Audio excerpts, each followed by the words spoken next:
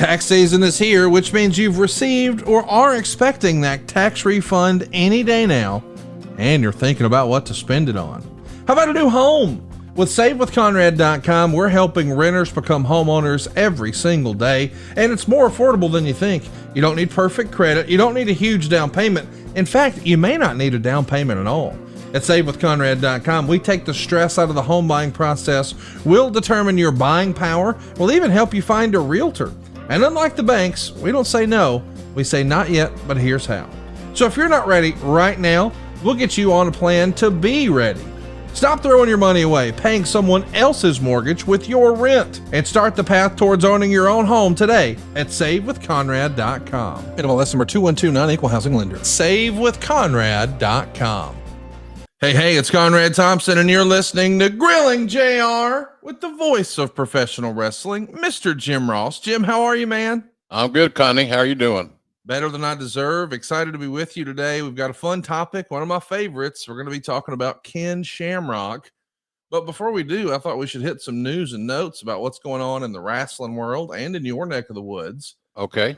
Jim, right at the top of the show, I don't know if you saw, but this past Monday, The Rock, or I guess it was this past Friday, The Rock showed up on SmackDown on USA Network. And now everybody's sort of scratching their head. Is The Rock back? What does this mean? I don't know if you had a chance to catch that or not, but anytime The Rock is back, you're going to get renewed interest from some lapsed fans, right, Jim? I think so. Yeah, it seems to make sense. And I saw his promo on the show last week. So what'd you make of that? It's kind of, oh heck, confusing. A little bit. Yeah. A little bit. Wasn't sure what the hell was going on. I know they're pushing awful hard for the Toronto show. When was that, or when is that? It's this weekend. We're talking about Elimination Chamber. The Rock's going to be there. John Cena's going to be there. It's at the Sky Dome, Jim, where there was an awfully big Monday Night Raw. But once upon a time, it was the home for WrestleMania way back when. It's kind of fun to think about Hulk Hogan and the Ultimate Warrior. That was like such an important WrestleMania to my childhood, Jim. And now to think for a whole nother generation, John Cena and The Rock at Elimination Chamber. This is a lot of big name talent attached to this. Yeah, it is. It is. It's going to be interesting to see what comes out of that announcement. I mean, it's pretty obvious. Cody's going to do something with Rock, and off we go. So we'll just stay tuned and see how it works. Of course, next weekend is an even bigger weekend in your life because, well, Queen of the Ring is finally going to debut. We've been talking about it for months here. I was thrilled to see Tony Storm get a plug in the other night on Dynamite, and I can't wait to see this movie. My wife and I, we're going to see it the day it opens, which is March 7th. Go out of your way to find it next week in a theater near you. And Jim, that just gets you started. That weekend, you've also got an autograph appearance. I think we've got a little video for that. Hi, everybody. I'm good old JR Jim Ross, and I'm going to be at the QC Toy Show coming up on Saturday, March the 8th. East Moline, Illinois, of course. Be a first for me. I'm looking forward to it. Seeing all the great fans and signing stuff, taking pictures, just having a good time. Hope you'll join me. We'll have a lot of fun. Some might say it's going to be a slobber knocker every day. Saturday, March the 8th. Circle it on your calendar and come on down and join us. We'll have a lot of fun, I promise. A slobber knocker every day.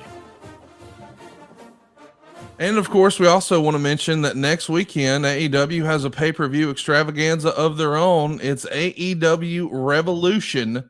It's happening next Sunday, March 9th in Los Angeles. Jim, are we going to see you at this one? It's going to be a big show. They've already announced it's Jon Moxley and Cope. It's MJF and Hangman Adam Page. It looks like Takeshita and Kenny Omega. And or I guess it might be the winner of Takeshita and Orange Cassidy. We don't technically know just yet. And Will Ospreay and Kyle Fletcher. Man, it's going to be a star-studded cast there at the Crypto Arena. What do you expect at Revolution? And can we expect to hear the voice of wrestling behind the microphone? I'm going to be working, that's for sure, out there at La La Land. So excited about that. And so, yeah, I'm booked, as they say. So, looking forward to that event. It's a loaded card, and I think Tony Khan's done a nice job of building to it. So we'll see how that pans out when it's all said and done. But I am booked on that event. I will be in Los Angeles, and going to go out with my agent Barry Bloom. Oh, hell yeah! So that'll be nice. Roll Tide on that. Well, listen, no bigger iron in the fire than our topic today, which is going to be Ken Shamrock. Of course, we want to make sure that if you haven't already, you make plans to see Jim. He's going to be coming to a town near you, and we've got AEW Revolution. And Queen of the Ring, man, you're as busy as a one-arm paper hanger next week, Jim. You're just here, there, and yeah, it seems that way. Yeah, it's busy times. I'm looking forward to it. All good stuff too. All good cities. And so it's going to be fun. It's going to be always going to be fun to be around the fans and see what they got on their mind. And got a couple of appearances, and so it's all good, man. It's all good. No doubt about it. I'm looking forward to it. I had a long trip last week to Phoenix. Oh, how'd that go? That's a longer trip than I thought, boy. Ooh. Yeah, the other end of the country, but what a show it was. You know, it's not often that we get to hear your voice on weekly television. Normally you're reserved for pay-per-view, but you got tapped for Phoenix. What was your Phoenix experience like, Jim? Good. It was good. I had fun. You know, I think it's been a long time since I've been to Phoenix. Last time I was there, I had dinner with Charles Barkley, along with Lawler's then wife, Stacy Carter, and Jan was with me. So that was the last time I was in Phoenix, which was a long time ago. So I look forward to it, but it is a hell of a long flight, longer than one would assume. And but it was a fun trip.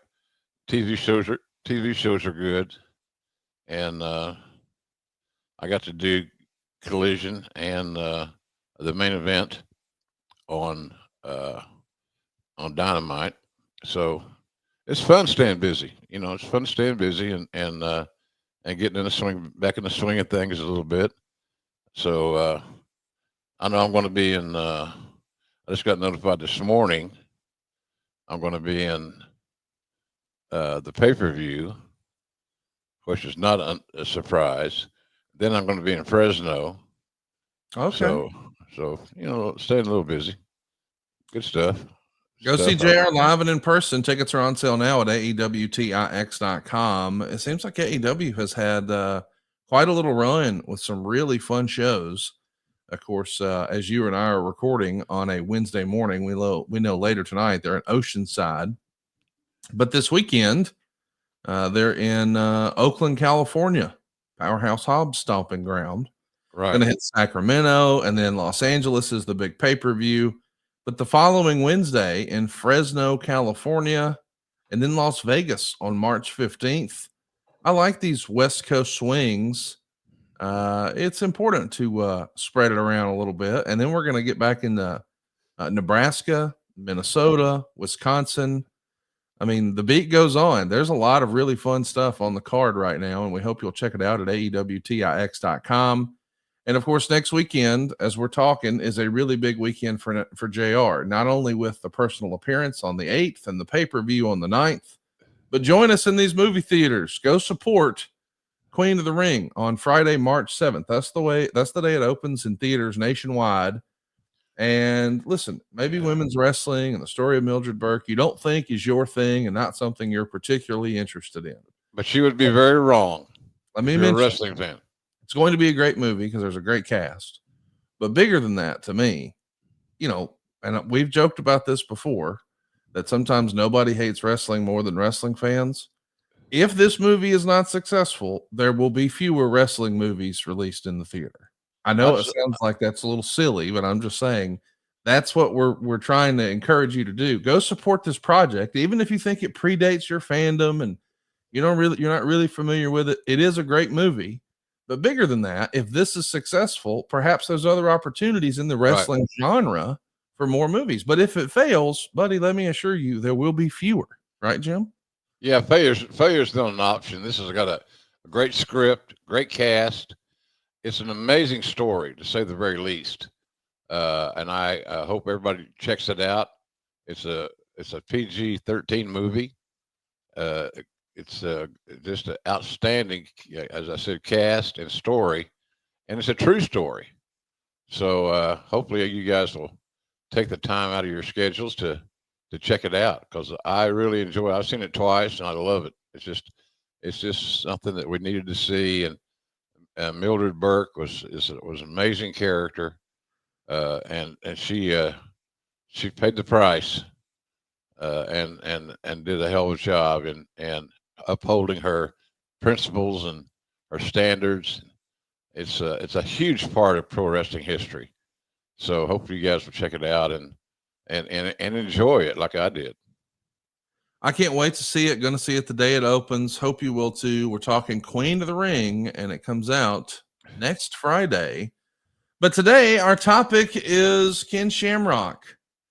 I do want to ask you, Jim, prior to Ken Shamrock and Dan Severn stepping between the ropes, were you a UFC consumer? Had you bought a UFC on pay-per-view or seen the VHSs? What was your level of interest in the UFC? I was a fan. I was a big fan, and still am a MMA fan.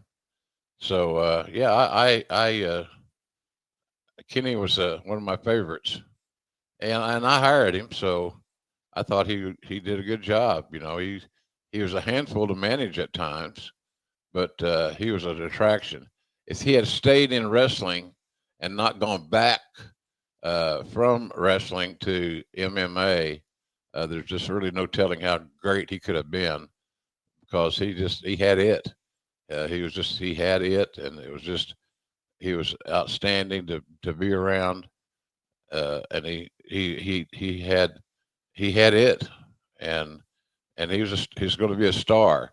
He bolted on us because he wanted to get back into MMA, and he didn't like the travel. So that's the same thing a lot of guys have issues with, is travel. So yeah, it's going to be it's Kenny's story is great, and he could have been really special if he had been able to stay with us and stay out of MMA for a time and just hung in there.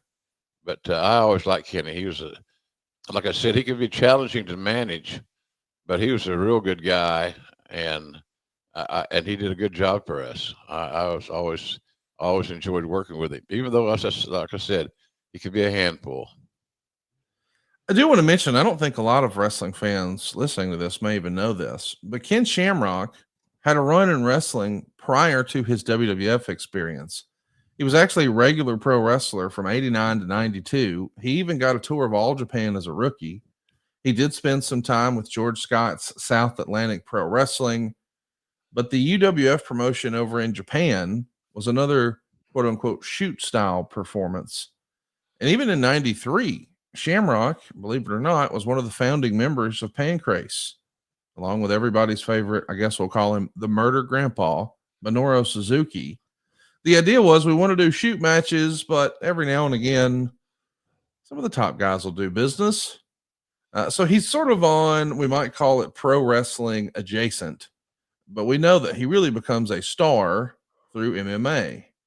And in 1996, there was a lot of negative publicity, and the UFC found themselves banned on pay-per-view.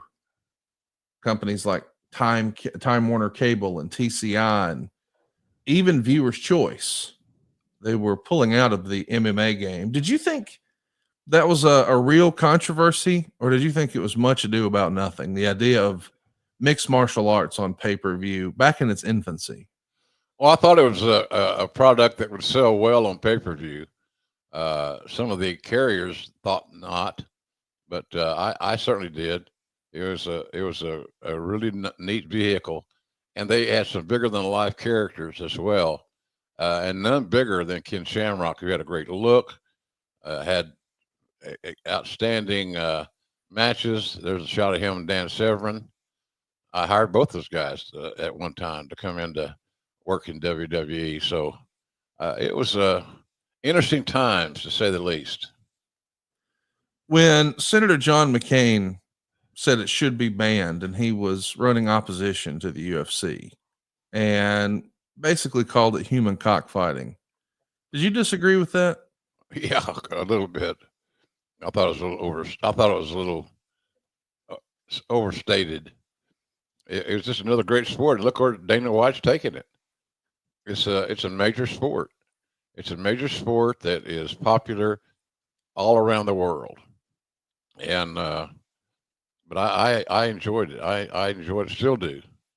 So, and Dana's done an amazing job of building his brand. So I had I had no lack of confidence that it wasn't not going to work, and it worked. It has worked very well. It's a big money maker. It's making a lot of talents, a lot of money. We should mention that in February of 97, before that famous WrestleMania 13 special guest referee spot with Ken Shamrock, it makes the Observer that Ken Shamrock is in discussions to wrestle Shinya Hashimoto for the IWGP heavyweight title at the Tokyo Dome. And there's a lot of discussion about this. And the Torch would even report Ken Shamrock, who has wrestled worked matches before his Pancrase and UFC stints, is near finalizing his first worked pro wrestling match for April 12th. He's also had talks with WCW and the WWF. If Michaels were to be released from his contract, which is unlikely, the freed up money could go towards securing the exclusive rights to Shamrock in the U.S. So I want to ask you, I mean, both the Torch and the Observer have it on pretty good authority that Ken Shamrock's trying to get back into wrestling, and maybe he's going to do something in the Tokyo Dome, and maybe it's with New Japan. Maybe they're going to allow him to do a title shot. But then there's even speculation from Wade that, hey, if Shawn Michaels really has lost his smile and he really is going to leave wrestling, we know that doesn't happen just yet, that it might be in the budget for him to come to the WWF. How do you remember Shamrock being on your radar? Do you hear of these reports from New Japan? Does he reach out to the office? Take us back to that. Well, I been talking to Kenny. Kenny and I became good friends, and he was a star. He looked like a star. He could perform like a star, and we were very happy to enter in dialogue with him. So it was not a hard negotiation. You know, he couldn't make his mind up if he wanted to be a MMA fighter or if he wanted to be a WWE superstar. He just he had all the intangibles. He had the look, the mindset, the athletic abilities. So we were very happy to be entering competition or dialogue, I should say, with Kenny. I always thought he had an amazing upside. He looked great. He's believable. And I thought that WrestleMania 13, he did a great job officiating the Austin Bret Hart match. So we always had great confidence that he was going to be our guy. We were wrong. He was our guy for a good while. It looked like he was going to be for a good while, but he had that bug in him that, you know, he enjoyed this freedom. He enjoyed the opportunity to fight and to train. He did not enjoy the travel that pro wrestling presented for Kenny. So we were kind of between a rock and a hard spot there. But his love of MMA really trumped anything we were trying to do because it gives him time off to train, and he loved training, and so he was a interesting character to say the least. But I'm sure glad that we got a chance to work together for at least as long as we did. I can't wait to learn more about what Vince thought about Ken Shamrock. Like, we've heard that once upon a time there were a few different ways that you could get recruited to go to work for Vince, but one of the more classic ways was Hey man, he's going to fly you and the wife up first class, pick you up in a limousine, bring you into the office, send you to a fancy hotel with Broadway show tickets. Just roll out the red carpet in that Sure. courting phase. Yep. How did that go with Ken Shamrock? Was he a high priority for Vince? I think he was a high priority for us, without question. He was. Kenny was had a lot of interest, and him being in the ring, he was a performer at heart, and was going to make a lot of money. But we had to get him down the road a little bit farther, but I always had great confidence that he could be a contributor in a big way. Like I said, he just had a knack for it, for pro wrestling.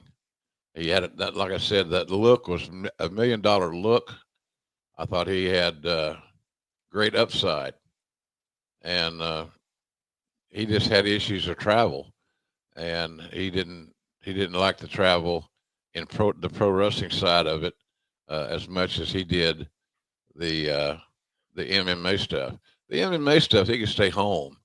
He didn't have to wrestle every day. He wasn't in an airplane every day.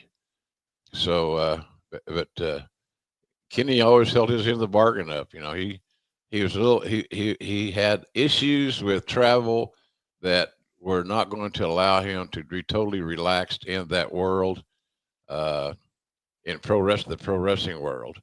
And there were some issues there. He missed some dates and so forth. But I always enjoyed working with him. I thought Ken Shamrock was probably one of the more undertapped talents that come along in my wheelhouse, if you will, that we had. I just thought he could be a big star, and at that time we were short of big stars. Well, I'll tell you what, you may also be short of money at the end of the month. And thanks to Rocket Money, they can help you get to the bottom of it. They want to help you get organized, set goals, and prioritize what matters most. And for me, near that top of the list is financial wellness. Well, thanks to Rocket Money, my goals feel achievable. They're going to show me all of my subscriptions right in one place, and then help me easily cancel the ones that I forgot that I've been paying for. Rocket Money can also pull together all my spending across all my different accounts so I can clearly track our spending habits and see where we can cut back.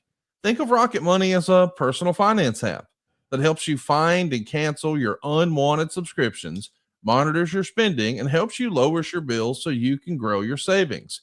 You'll see all of your subscriptions in one place, and you'll know exactly where your money is going. For ones you don't want anymore, Rocket Money can help you cancel them. Rocket Money's dashboard gives you a clear view of your expenses across all of your accounts. You can easily create personalized budgets with custom categories to keep you on track.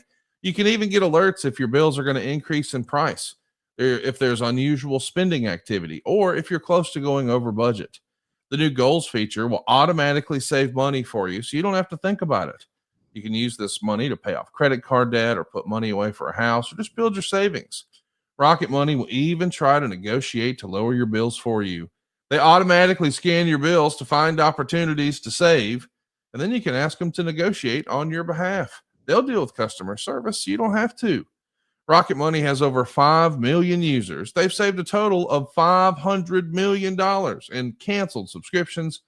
We're talking saving members up to $740 a year when using all of the app's premium features.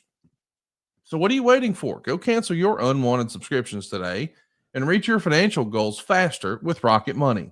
Go right now to rocketmoney.com/JR. Do it today.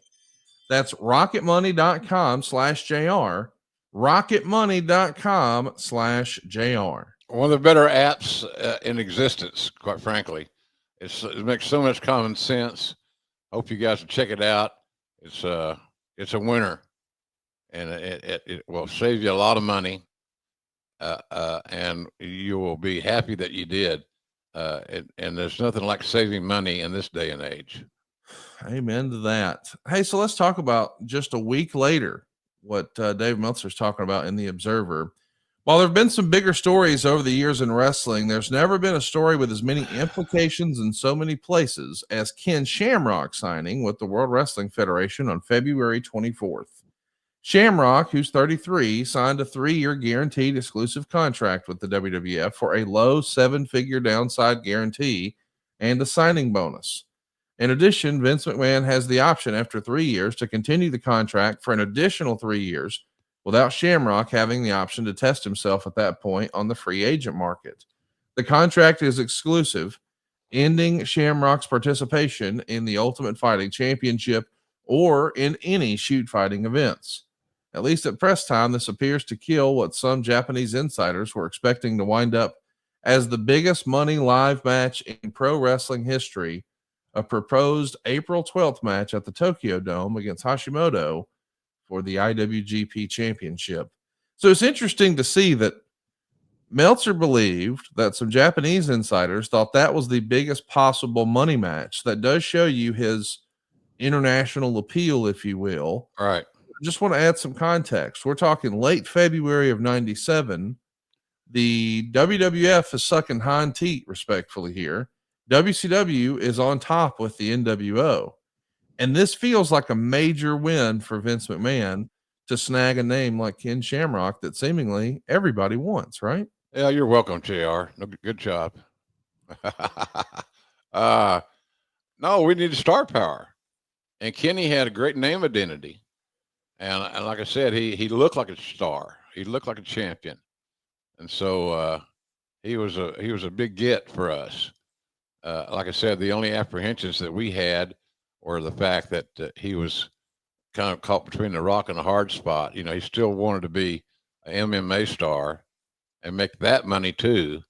But you know, we had plans on him refining his pro wrestling game and becoming one of our top stars, which I felt very confident that he could be.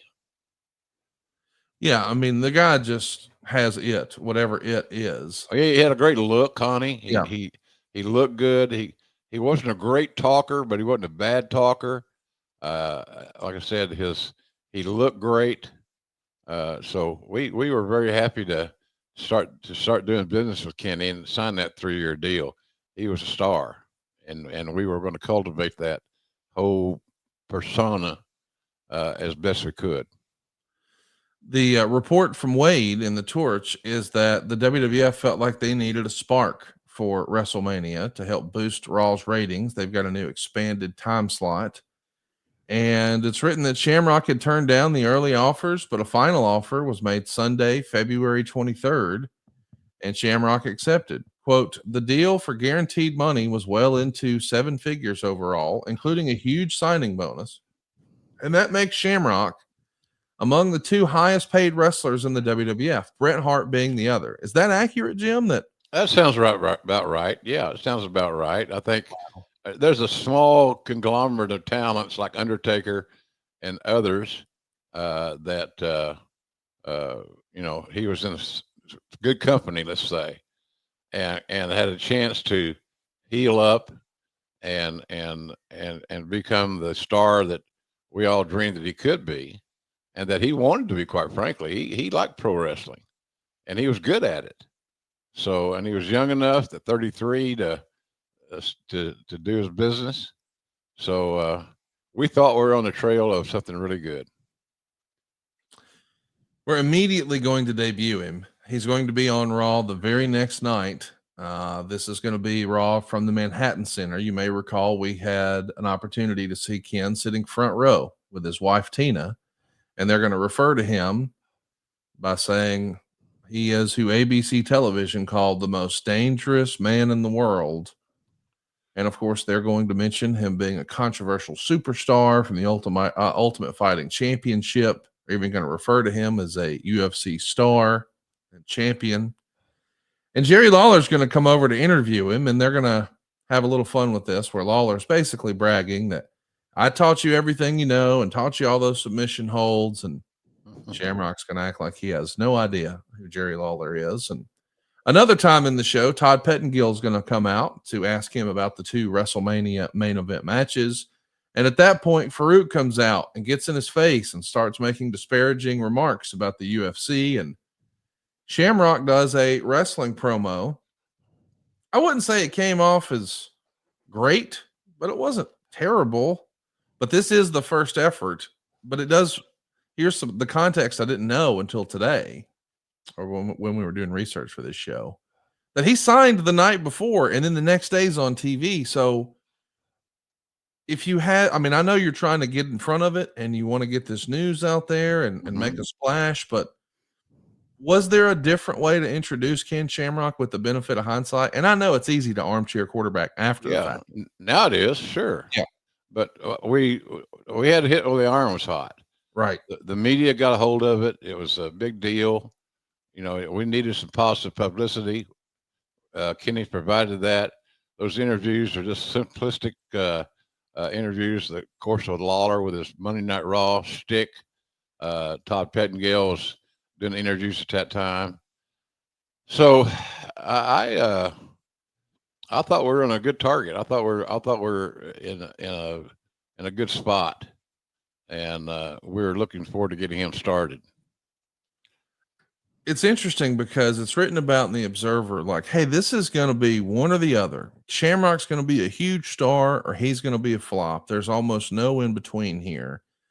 And it's even suggested that, well, here's exactly what it says. McMahon is taking a huge risk that will either pay off in the end as a great investment in a franchise player or a better working, more charismatic version of Mark Henry. Now, we know at this point, Mark Henry hadn't quite put it together. He's going to have a Hall of Fame career eventually, but it was a slow start. But I do think Mark is a fair comparison because here's a guy who has some name recognition and some, some marketability based on what he's done outside of the company when he comes in. But it is a learning curve. It's not like you can go from being an all-star weightlifter to all of a sudden you're just a fantastic pro wrestler. Did you guys have confidence in Vince's or in Ken rather's previous wrestling experience, or did you think we're going to have to treat this like he's starting brand new, fresh day one? Not quite brand new. He had some skills. Kenny did. Kenny has some skills. He seems to be motivated to improve his pro wrestling game. He was a natural, Conrad. He just was a natural, and was very viable in our world. We thought he was going to do very well, and all in all, he did do very well. What's interesting is this is a major shock, this signing and appearance on WWF television for New Japan, because we know that Ken Shamrock had offers from the UFC and from New Japan and from the WWF, and allegedly had a potential meeting scheduled with WCW. But when that offer comes in on the 23rd, which is a Sunday from Vince, and he appears on TV on the 24th, a few days prior to that, on February 19th, New Japan held a press conference announcing, hey, we're running a Tokyo Dome show on April 12th, and it's Hashimoto versus Shamrock in the main event. That's announced on the 19th, Jim, and 5 days later, he's on WWF TV. Do you think New Japan felt like you guys had double cross them? Did this hurt your relationship with New Japan? It's all part of the negotiation, quite frankly. I mean, that's all it was. They jumped the gun. If I was having to say, they jumped the gun a little bit. They had their, what would I say? They had their ducks. They didn't have their ducks in order. They thought they had a deal. And Kenny was just playing both sides against the middle. It's pretty interesting to think that, they're watching Monday night. That would have been Tuesday afternoon in Japan. And this sends shockwaves through the country because they think, hey, wait a minute. We were going to get this as the main event. How can he be there? And even Meltzer's saying it's still possible. It just means they've got to negotiate with Vince McMahon. Do you think Vince was ever interested in having a formal relationship with New Japan? No. I never really got that vibe at all. No, I agree with you. He didn't. Kenny, like I said, Kenny had he was conflicted. He wanted that one big payday, which I don't blame him for. But we had plans for him, and we're getting into WrestleMania season. So, I think the Japanese folks got a little bit ahead of themselves in this deal. So, but it was some interesting negotiation times, to say the least. A lot of dialogue. It got to be boorish. I'm wondering, was this a way, do you think, with the benefit of hindsight, for Vince to really build a superstar in Japan? The idea being, if he does work a deal out with New Japan and Ken Shamrock goes over and headlines some major shows, like some Tokyo Dome shows, said differently, that's almost like the Japanese equivalent of a WrestleMania. And if Ken Shamrock's in the prime spot and Vince is now able to say, well, he can't lose, you can use him, but he can't lose, and now that technically means that a contracted WWF star might actually be their world champion. Then, if and when the WWF decided to run in Japan, they'd have a major box office attraction and an established star now in Ken Shamrock. Was that part of the thinking, or am I overthinking it? No, I think that's part of the thinking in a casual way, at least. Uh, he was just he was money. He was money on both sides of the world, and he had a great following in Japan. He was a star there. He was a made star there, and we wanted to get ahead of the curve and try to monetize our investment. And so that's what we were trying to do. But Kenny was hard to do with. He didn't want to give up that money, and he didn't want to give up that fact that he had done a hell of a job in building his reputation there. The Japanese have done a great job in making Kenny a star, and so that's kind of where I saw the whole thing. I believed, as the head of talent relations, that he was a guy that we could develop and build into a star. I thought I could envision great matches with Ken. With a lot of different guys, including Bret Hart. I thought they had great chemistry. They respected each other, and I thought that could be something fresh and new and different. And so that's kind of what we were shooting for.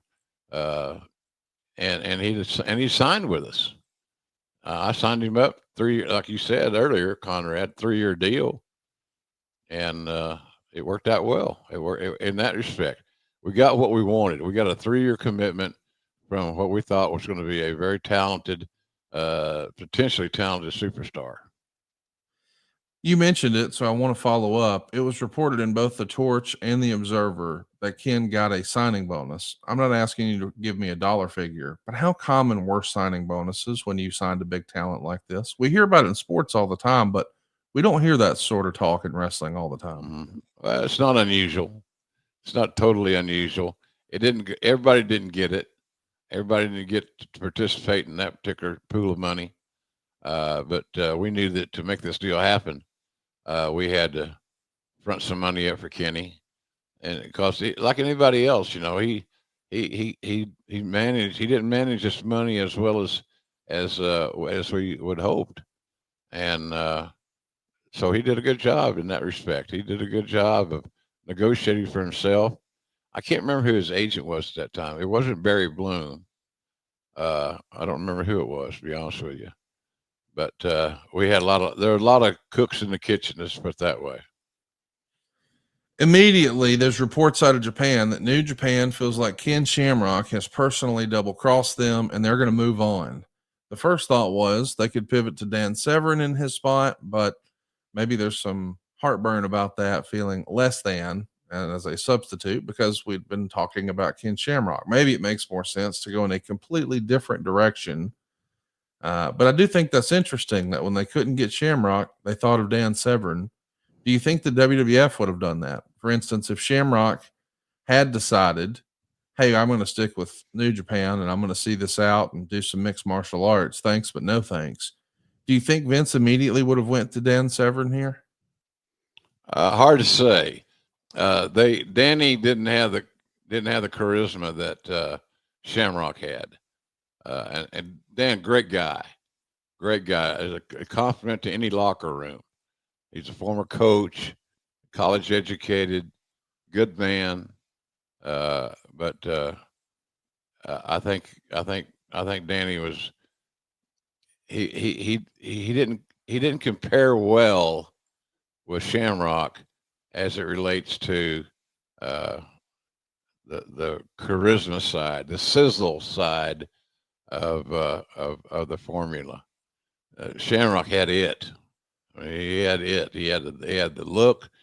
He had the personality. He looked like a star. He was a star. But I don't know that Vince would have gone there. We tried going with Dan later on. It's just the fact that Danny didn't have the charisma and the sizzle that we were looking for. You know, I'll admit I didn't know this until I read Bret Hart's book. But in his book, he writes that even before Shamrock signed with the WWF, he'd been training with Ken Shamrock. So Shamrock is certainly working towards becoming a professional wrestler up in Calgary, working with Bret Hart. I mean, who better could you work with? But it's also been suggested by Bret in his book that he was pushing Vince to sign Ken Shamrock. How big of a role did Bret play in landing Ken Shamrock? Well, it was good. It was positive standpoint that, Kenny had, or Bret had a lot of influence with Vince, as he should. He had a great product knowledge. He understood the business. He got to know Kenny real well. Bret's opinion meant a lot. And so, that's kind of where we were there. You had a great myself believing in Kenny, Bret believing in Ken Shamrock was another significant development. So, but Bret had a lot to do with it. And so for Vince to get an endorsement from two of his quote unquote key people, it seemed to work out real well. Well, something else that's going to work out real well is our friends at Magic Spoon. Listen, if you love nostalgia, and clearly you do because you're listening to this show, you're going to love Magic Spoon. I mean, as a kid, most of us used to plop down in front of the television on Saturday and Sunday morning with a big bowl of cereal and fire up some wrestling. But then we grow up and we realize, I need protein first thing in the morning. I don't need all this sugar. Well, here's the good news. Magic Spoon is nostalgically delicious, meaning it tastes just like your childhood favorites. But every serving of Magic Spoon cereal has 13 grams of protein, yet 0 grams of sugar, and 4 grams of net carbs, so you can feel good about what you're eating. The most popular flavors are fruity and cocoa, but there's so many more. Magic Spoon's brand new treats are crispy, crunchy, airy, and an easy way to get 12 grams of protein on the go. And for the first time ever, Magic Spoon treats are available in grocery stores with delicious flavors like marshmallow and chocolatey peanut butter. And of course, my favorite, double chocolate. Get $5 off your next order at magicspoon.com/JR or look for Magic Spoon on Amazon or in your nearest grocery store. That's magicspoon.com/JR for $5 off. Magic Spoon. Check it out. You're going to dig it. Yeah, you are. And it's in my pantry as we speak. So hell yeah. I'm a big fan of it, and it's healthy. And being diabetic, I'm diabetic too. The fact that it's not loaded with sugar is really important, and it's something that we can do in a healthy vein. And it's just I don't know why you wouldn't try it. Just it tastes great. It is nostalgic, Conrad, as you mentioned.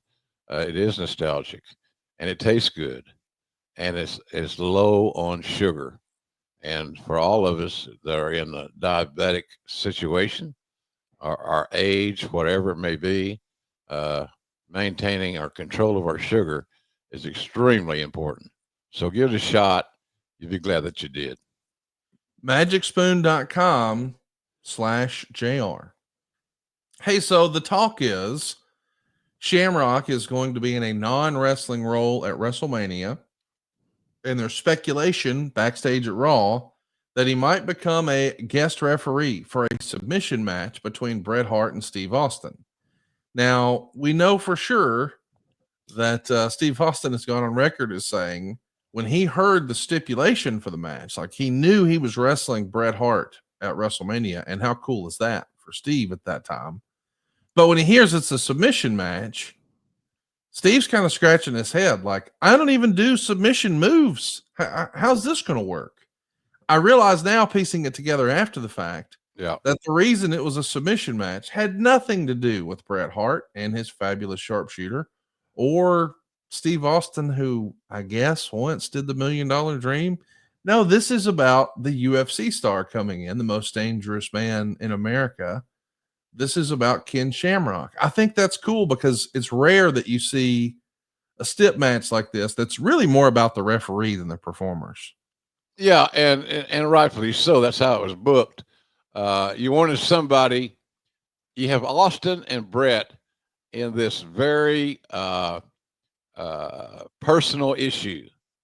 You have this is setting up the double turn, where Austin would go from being a babyface or heel to a babyface, and vice versa for Bret. They both. It was as I've said this many times at Q&As and things that I do and appearances I do. They that was just a piece of art. It's so hard to go from one persona to another, and those guys pulled it off. I said many times, as I started to say, it's my favorite match I've ever called. It was executed perfectly. So I liked it a lot. I thought I still when I'm asked today or go to an appearance or whatever, I believe that this is important. I believe it's an important match in the and how the WWE was founded, how much Bret helped Steve become the superstar that he became. Without Stone Cold, without Ken Shamrock and without Bret Hart, there may not be no Stone Cold. So it's really good stuff, and I thought it had a lot of sizzle, a lot of star power. It was fresh, it was different, it was new, and the finish. It's hard to believe how the finish worked out as well as it did. It was just a great piece of art. It's grappling art on a different kind of canvas. Really, really amazing.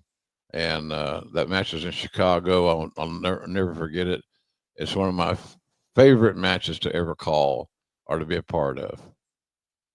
And we worked out this, and the finish. It goes to show you that if you put all the brain power in a room, and then you have an opportunity to come up with something special. And that's what Bret and Steve did. They came up with something special.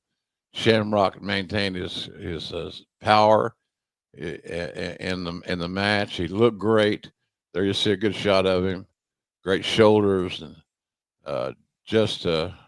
he fit perfectly. Everything fit in this match perfectly.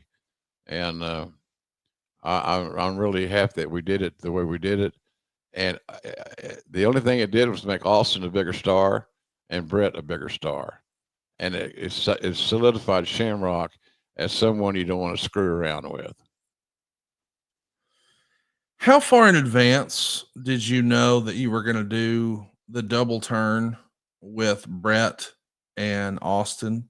And did you always envision that in order to help make that happen, you were going to have to use some sort of special guest referee in order to tell that story? And this becomes a storytelling device, the use of the special guest referee? Or do you come up with that after the fact? Is it more about let's find something for Shamrock to do and then we back into the double turn? Well, Steve had a great deal of confidence and respect for Kenny. And as we've already established, Bret and Shamrock's relationship had already gotten a little bit of a head start. So it was good. It was good in that regard. I'm not so sure, knowing Bret as I did. Austin was not a great finish guy. He could tell you what he liked, or he could tell you what he did not like. But he was not a great finish guy. Bret Hart was a great finish guy. And that's from all those years of working for his dad in the territory and having weekly matches. And anytime you come out of a territory where you had success in the weekly matches, you generally found a guy that was pretty damn smart in his finish work. And that's what we saw with Bret. I'd say Bret had as much to do with laying that match out as anybody could. So it was good. I loved the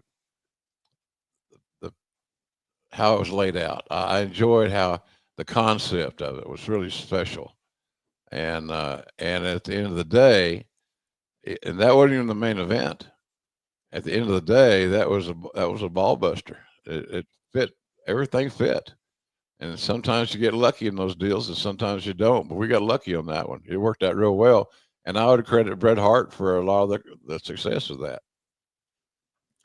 I want to mention that Dave gets the details of all the negotiations after the fact. One of the ideas was once New Japan made the announcement of that Tokyo Dome main event with Hashimoto and Shamrock, the parent company of UFC at the time, this predates Dana White and the Fertitta brothers' ownership. Their parent company was called SEG. SEG immediately offers Ken a 2-match deal for more than what New Japan was paying, and they wanted it to be against Tank Abbott, and if he won, a title shot against Mark Coleman or whoever the champion was. And their insistence was, we don't have a problem with you wrestling in New Japan. You just can't lose in New Japan. So there's a little bit of leverage there. And it's even speculated that New Japan was offering a great amount of money, quote, more than any foreign wrestler has ever received on a per show basis in Japan, except for Hulk Hogan. But the contract would expire in November. So Ken is looking for more long-term security. And it's written that earlier in the year, I guess this would have been the prior year, maybe, he had asked for a $500,000 guarantee from Vince McMahon, and that didn't happen. It was just a no-go. And remember now, we're in cost-cutting mode. WCW's number one. We're just trying to lose less money in the WWE. We just want to compete, Conrad. That's the thing about it. Right. Just compete and build that bottom line. And, you know, the $500,000 is never considered. That's just too much. We couldn't do it. We're in a cost-cutting function, and it just was not going to work.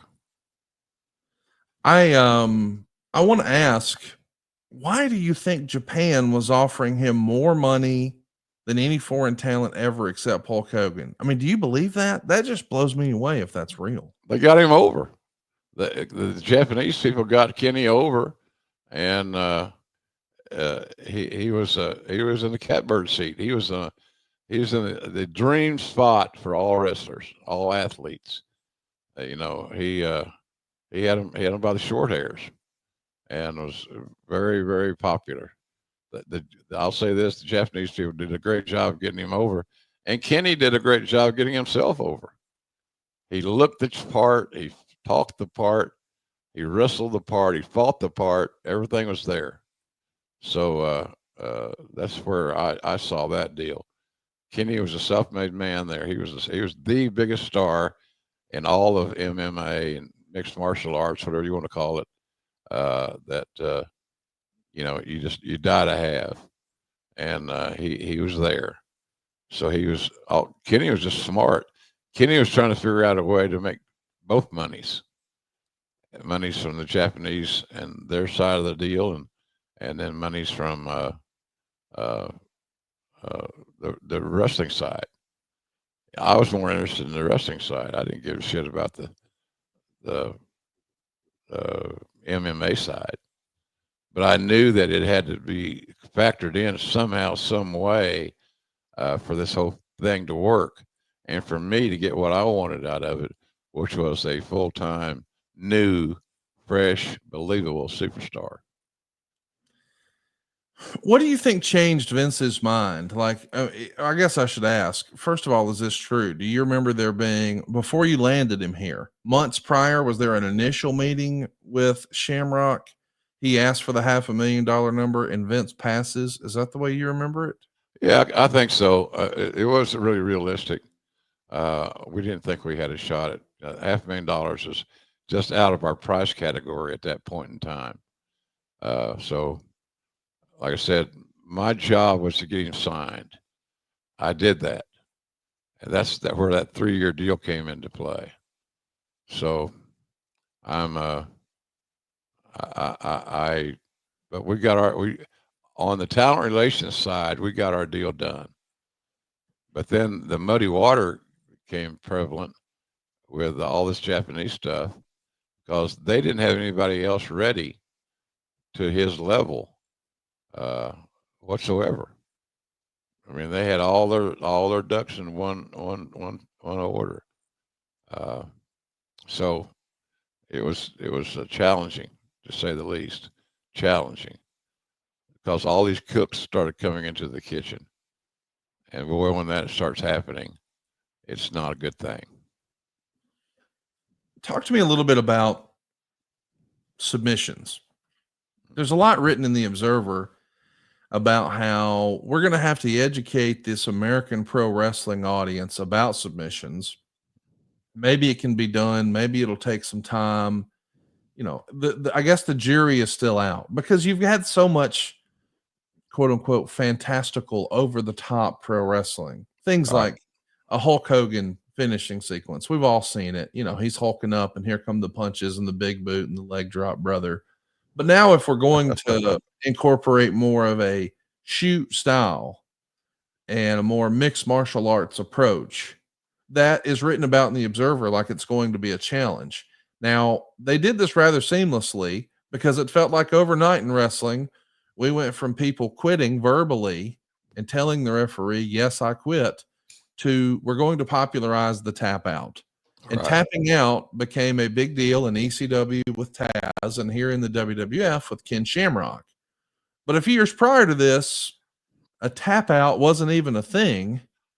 Did you think that was going to be a particular challenge to get the audience excited about submissions, or did you think it could be done fairly easily? Oh, I thought it could be done. I wholeheartedly thought it could be done. Now I worked for Bill Watts, and Watts was no shooter. He wrestled at OU, he played football at OU, Oklahoma University, which is where I got this. No, I thought it could be done. It was a part of the wrestling game that had been essentially ignored for many years. Now you go back another generation or two, you know, I've had many conversations with the late great Luthez about his short arm scissors. And the reason he used the short arm scissors was because it was a scenario where if you got a guy that was kind of cute in a territory, and let's say Poughkeepsie or wherever, I'm just throwing it out there, then you want that. You got to have a difference maker, and that's what Lou always carried in his bag, so to speak, was a short arm scissor. And because no matter what, Larry Hennig told me this story too. You know, that was, you know, Larry didn't try Lou, and Larry was probably one of the few guys that would have a shot at making this whole scenario work. But Larry was an old timer, smart. Just wasn't his style to be a double crosser. But Lou had to have something in his tool bag that he could utilize if the need arose. And so it had been the submissions had been a long part of pro wrestling. It's just that because of the egos of the wrestlers and the fact that many of the bookers were also top stars, they thought it made them look weak if they were to submit. But it has been around forever. Been around forever. You know, Ed Strangler Lewis was one of the great stars of all time, and he had that. You know, he gave Hodge that head that had where if you put it all together, you had a face, and it was all hung together by a car spring, and that's what. And of course, Strangler had issues with his vision, so when they would go to a market to promote, he would go to the media, sports writers. He'd let everybody in the world try it. They couldn't do it. They couldn't make the face. So that's because it had just gone quiet for a while. But I remember I remember going to Denny Hodges' home in Perry, Oklahoma, and he had been gifted the head. So what it was a big car spring that held the two pieces of the head together, and it was a great publicity stunt, one of the best I ever saw. So it was a really cool deal, really a cool deal. But the submissions have just kind of been featured. They've been kind of set aside, but they never went away, especially when it came down to the shoots. In this era, Bruce Pritchard is going to call up the UFC and try to get the rights to use Ken Shamrock's UFC footage on WWF TV, and he's successful. He makes it happen.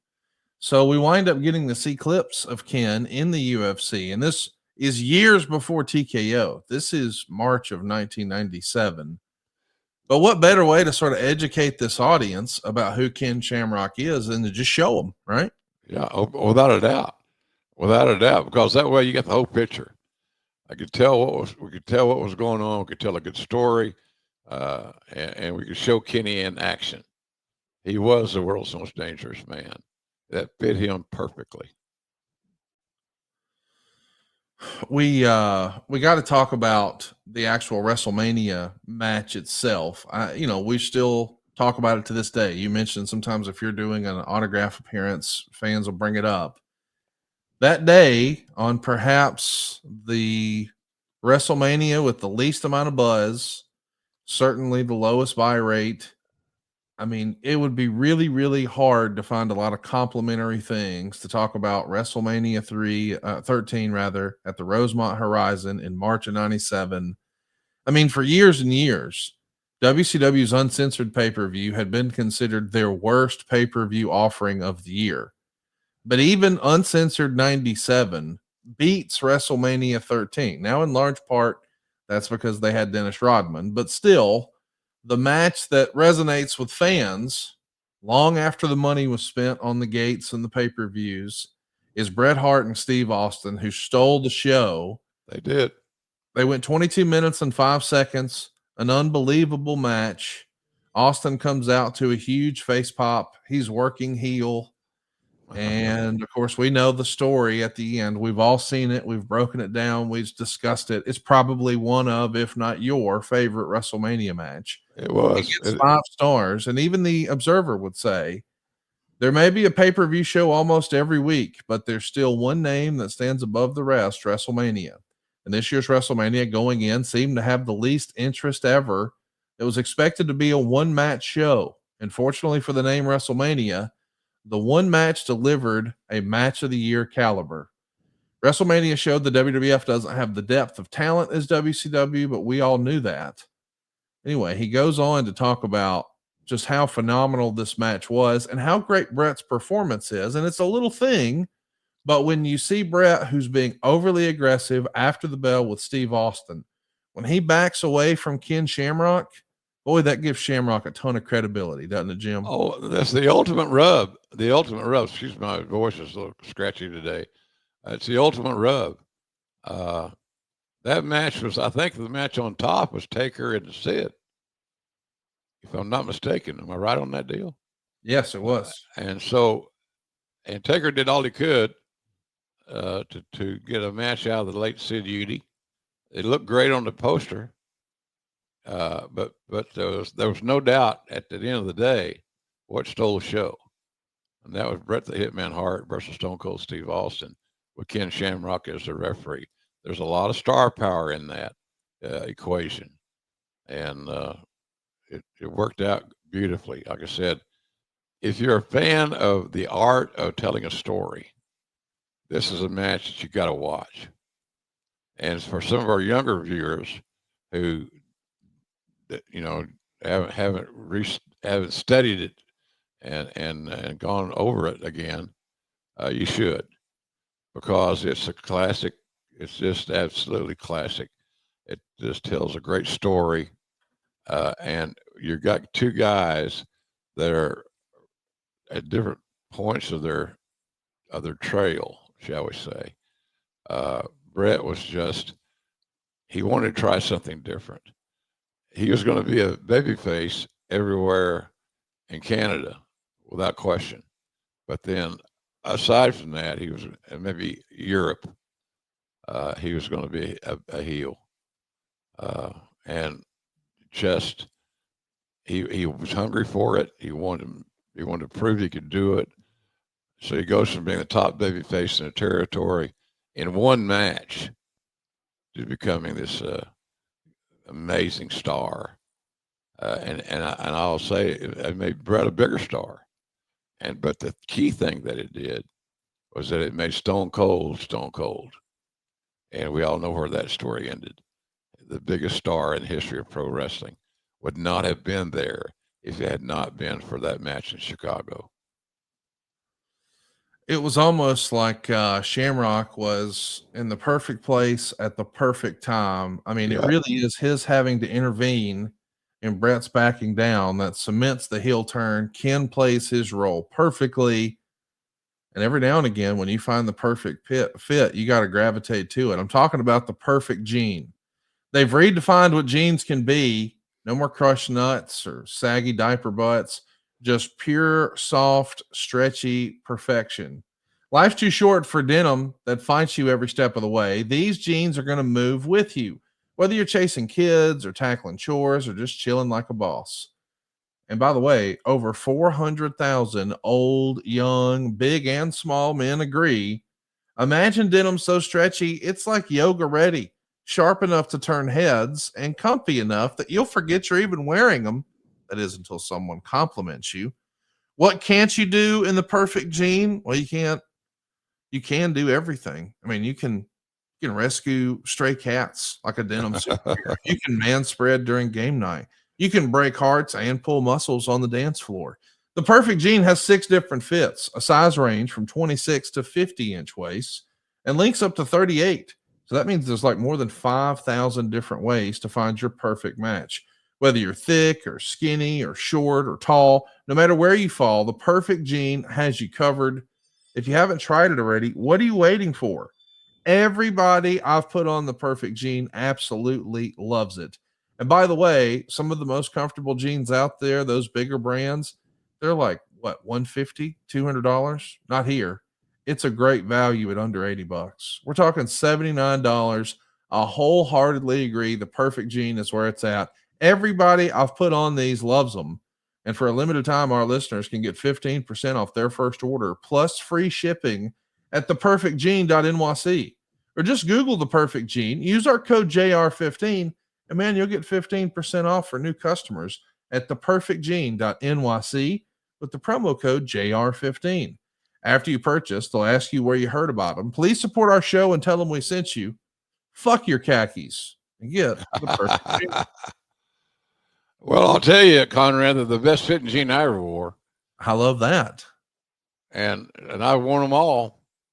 High dollar, low dollar, cheapy, everything. Nothing fits like these jeans. And so hey, here's what I suggest, folks. You know, I'm a little conservative. Try a pair. Try one pair. And if you don't agree with me that they're the best fitting jeans you've ever had, I'll be shocked. Try one pair and you'll see exactly what I'm talking about. You're going to love it. Go find the perfectgene.nyc. Use our promo code JR15. Yay.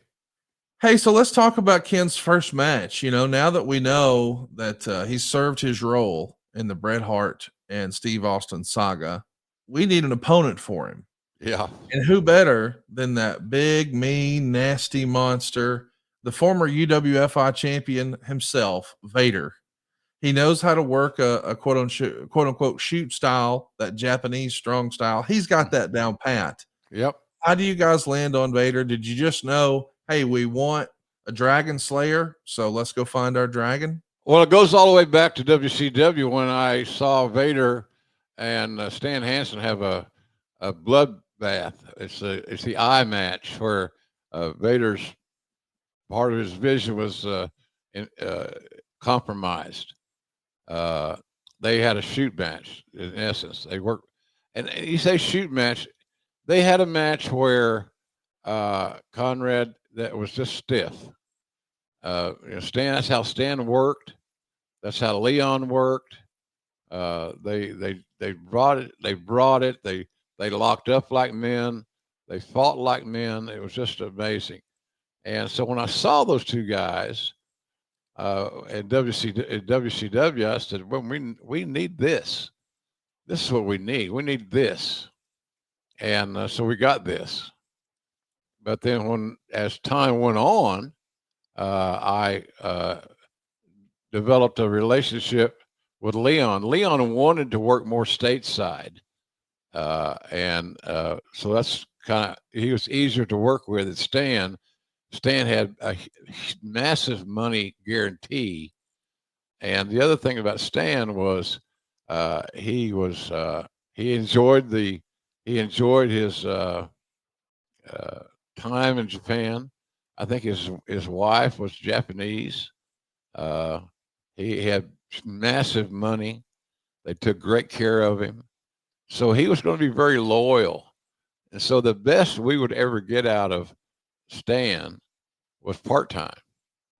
And I don't know that he was ever going to do anything more than a part-time schedule. And more importantly, I don't think Vince is going to go for it. I never thought that. He was going to, in WCW, we had the autonomy and the influence to have a part-time talent. And you give them significant TV time. But we didn't have that luxury in WWE. Rightly or wrongly, we didn't have the luxury of doing it at that time. But we could negotiate with Leon. So I just thought it was a great attraction.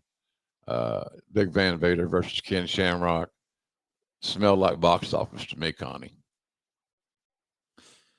Well, maybe what didn't smell like box office is the way we debut Ken to an audience. Of course, we're building towards that pay-per-view collision with Vader, but we got to showcase Ken with, well, a good old-fashioned enhancement match like we used to do in the 80s. And it happens on April 6th in Muncie, Indiana. There's only 3,300 fans here. The gate is under $47,000. And the opponent that day for Ken Shamrock is Vernon White. He's a former Pancrase fighter who took second in a no-holds-barred tournament in Brazil in November. He'd been trained by Ken Shamrock in the Lion's Den. And, well, they only go about 2 minutes in what's called a no-holds-barred exhibition. Shamrock looks great walking down to the ring. He's got great charisma. And then the bell rang. Vernon throws a kick that, as Wade Keller describes it, it's a feeling out round kick that wouldn't have misdirected a raindrop falling through the air. Not a great looking start. Immediately, Shamrock gets busy, starts landing punches. Now, he is wearing MMA style UFC gloves, but these punches open up Vernon in a big way. And there is a ton of blood here that was not planned. And allegedly, they had a series of spots worked out and planned, but when they see this blood, they go home, and there is a tap out to punches. The crowd doesn't really know how to respond to this, though, because, well, we see punches in every match, and it almost never results in a submission. And Dave would sort of armchair quarterback this, and I think correctly, in saying we needed a true submission finish here rather than tap out to punches. I mean, I get why this looks good on paper. It also serves a purpose to sort of pay UFC back for allowing us to use their footage on WWE programming.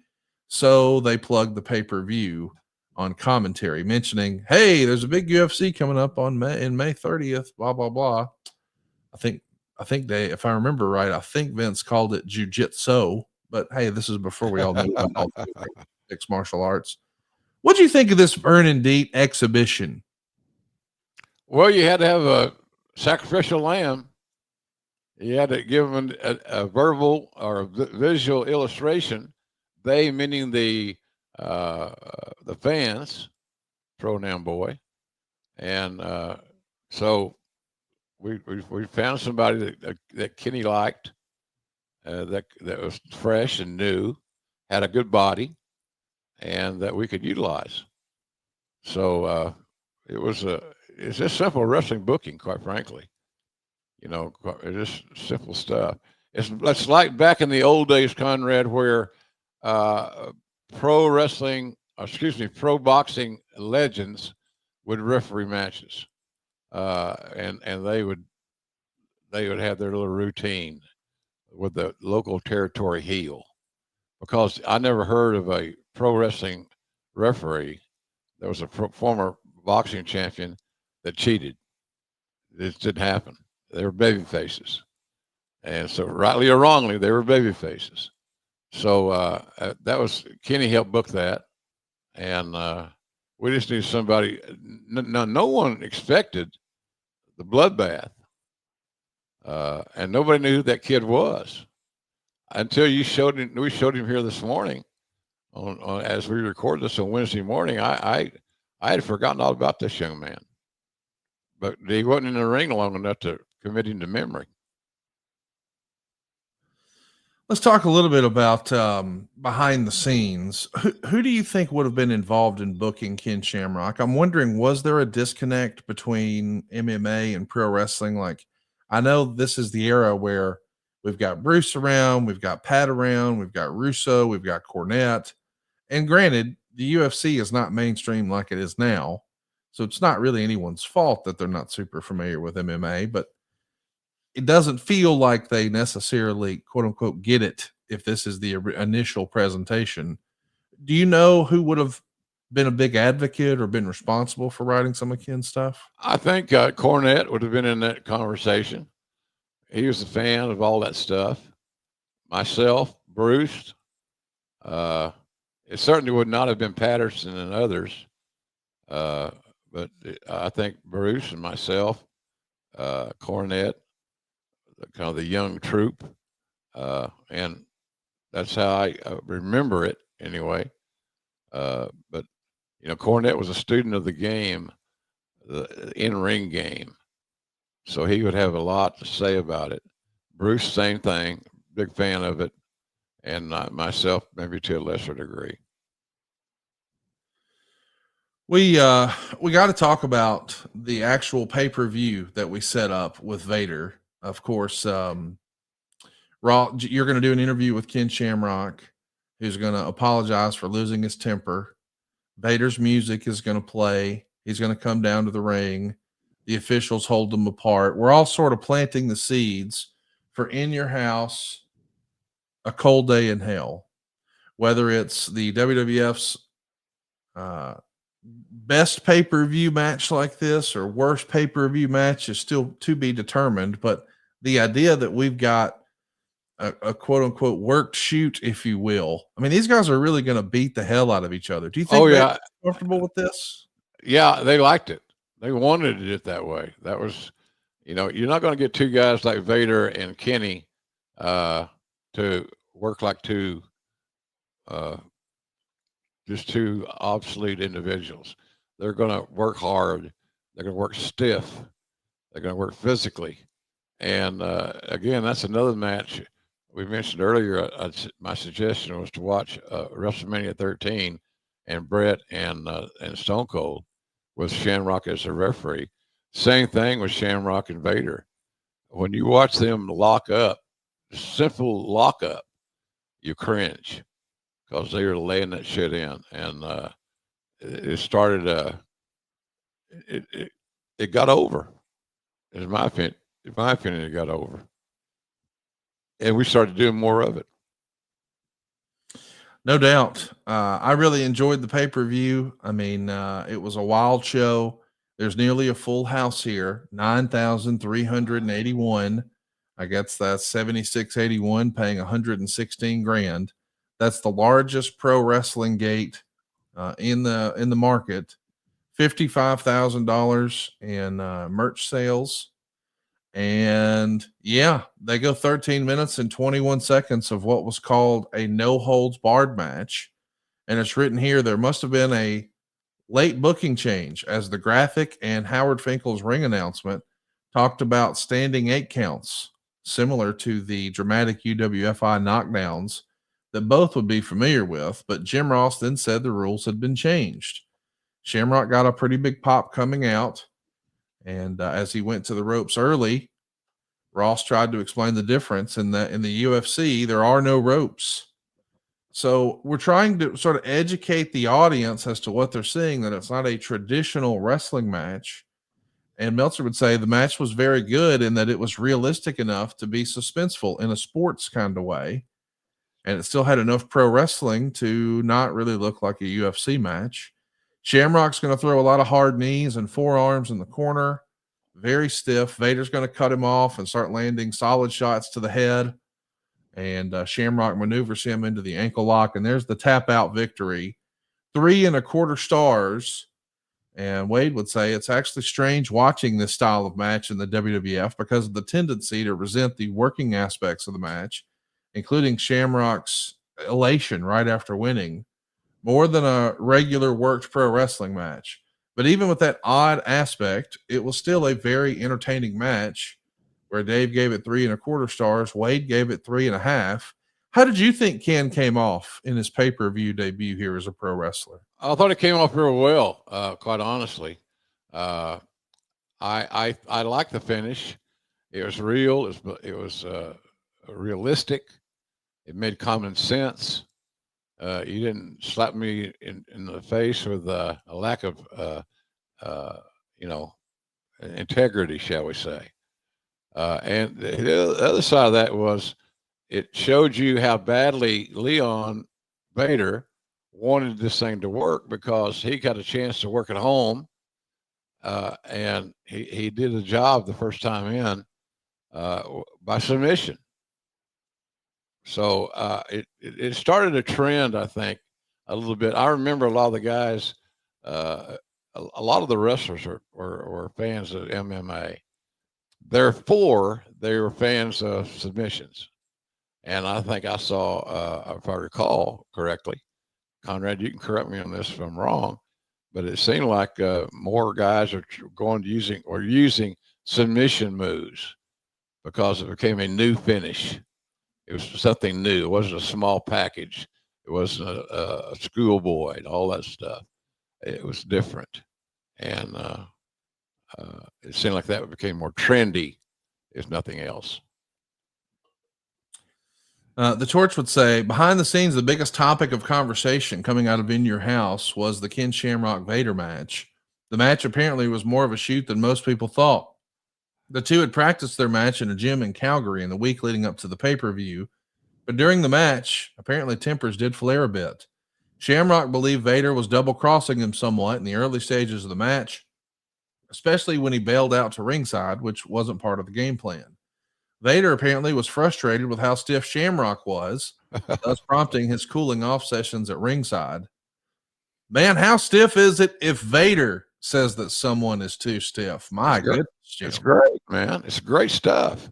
It's wrestling. Yes. It wasn't bullshit. It wasn't, like I said, well, let's just do a small package, inside cradle. No, man, they beat the shit out of each other, and that's how they wanted it. Now, there could be an argument made that, well, maybe Leon got a little stiff, or maybe Kenny got a little stiff, but that's what they both wanted going in, so people couldn't see through the stuff. So it was I thought good. I thought it was really a good presentation. It was different. It was new. It got 2 stars on the drawing board, and Leon and Kenny, of course. Shamrock was always going to be the object of our attention because he was the guy that Vince had designated to be a big time player. And so I thought those guys pulled it off really well. Do you remember these guys being upset? Were you having to calm down Leon? I mean, I know he hasn't had the most enjoyable WWF experience. I guess he came over at the beginning of 1996, and we know that, we're a year and change into this, but I'm sure he hoped, on the heels of SummerSlam that he was going to be in those main events. Now he finds himself sliding down the card and then losing to the new guy in his first big match, but getting beat up along the way. I'm sure Vader was ill as fuck about this, Jim. Well, he was always in a bad mood. Leon was hard to keep happy. God bless him. I loved him. We talked football endlessly.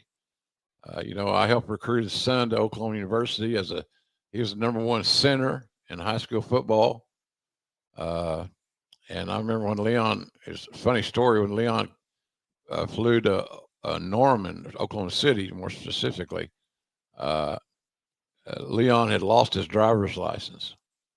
So I picked him and his son up at the Oklahoma City airport and got him to Norman, where the university put him in a hotel so OU could recruit this kid, Jesse White. Nice kid, classy kid.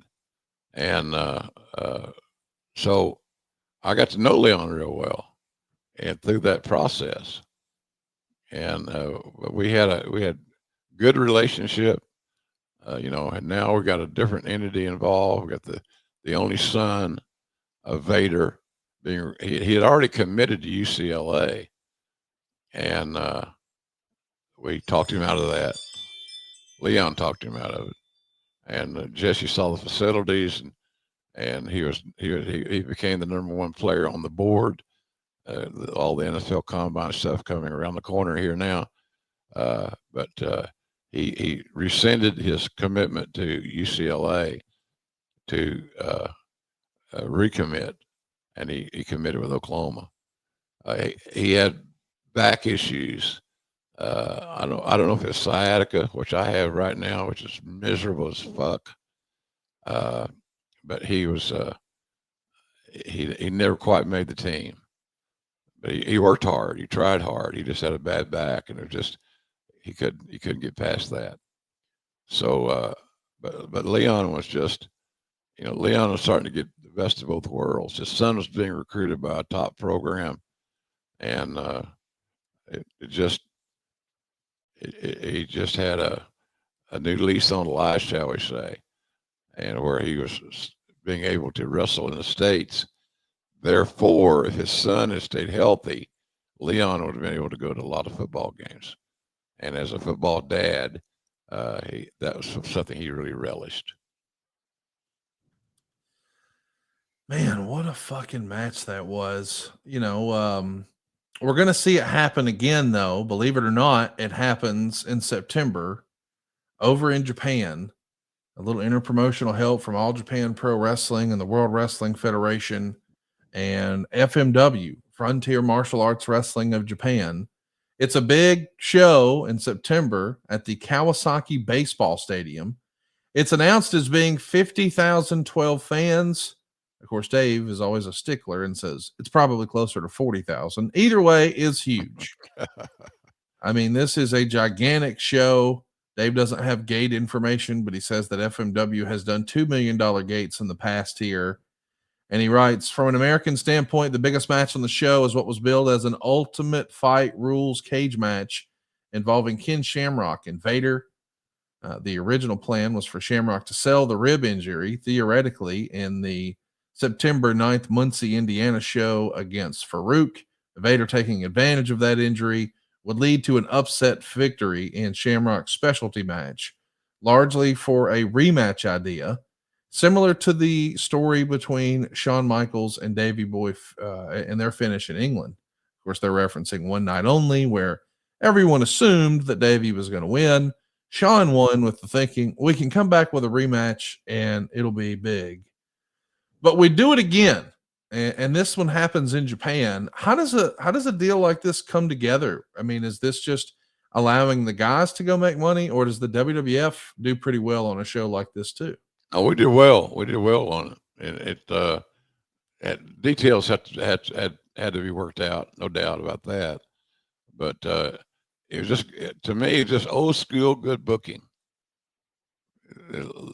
Exclude the politics, get that out of the picture, and what is best for the storytelling. At the end of the day, Shamrock was going to go over Leon. Yeah. So it just is a way of getting to that.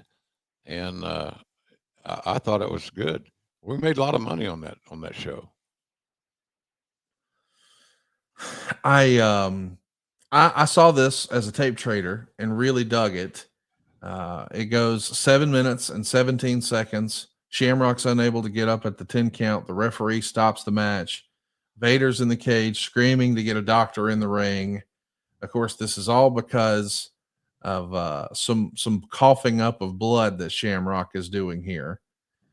I like these worked shoot matches. I mean, if you can get fans to suspend their disbelief, even when they all quote unquote know what it is, I mean, I dig that. And I know for years it felt like Dana White and the UFC wanted to sort of keep their distance, and perhaps that's because they didn't want the accusations that Pride had gone through, where, hey, I think some of these fights are worked, and maybe just from a gambling standpoint, they knew if we can prove that this is all on the up and up, whatever that means, then maybe that'll make our business bigger through gambling. Now, of course, it feels like up is down and left is right because WWE and UFC are under the same umbrella. Do you find that interesting after all these years, or did you think it was inevitable even back then? Certainly ironic, Conrad. Certainly ironic at how that business has grown. Like I said earlier, Dana's done an amazing job of building a sports franchise that's second to none. And ironically, as you alluded to, the same managing group, the same ownership group owns both companies, UFC and WWE. At least that's how I read it. And so anyway, it worked out. It worked out really well in the long haul. In the beginning, I think it was the best. It was what was best for business. And then Dana and Vince developed a compatible relationship, and that didn't hurt anything. So because both of them respected the other's promotional abilities, and all that stuff, it worked out great. So we got lucky on that deal, and so did they. But the nice thing at the end of the day, Leon and Kenny both made great paydays, and they built to another match, and I thought that was smart. I do want to ask you, when it comes to the financial details, it's written in the Observer that he believes that the WWF got paid $100,000 to send this Vader Shamrock match over. Does that sound right to you? That's feasible. That's feasible. I don't remember the exact number, but it's certainly feasible and believable. But at the time, you got to remember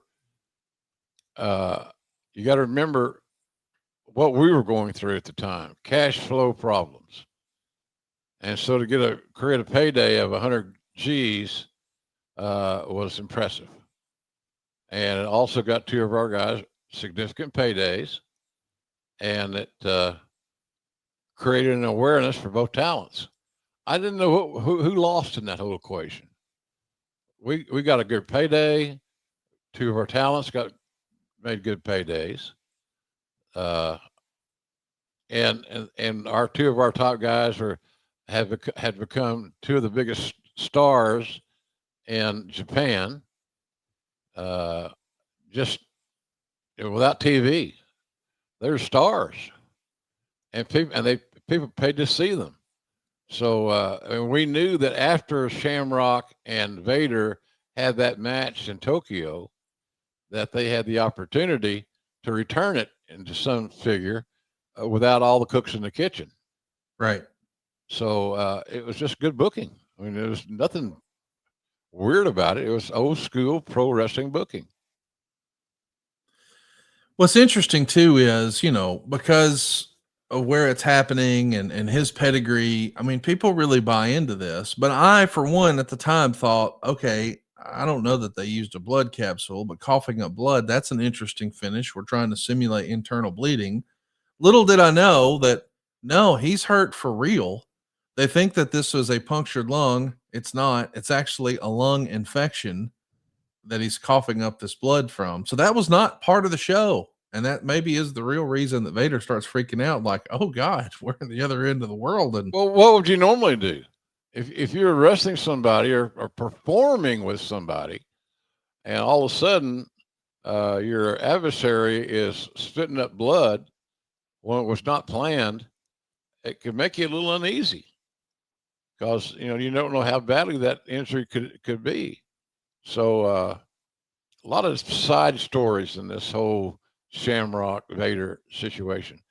I will say that they did a hell of a job in wrestling, fighting a stiff, snug match, because again, neither would have been happy if it had gone another way, where it had been, where it had not been physical, Right, and intense.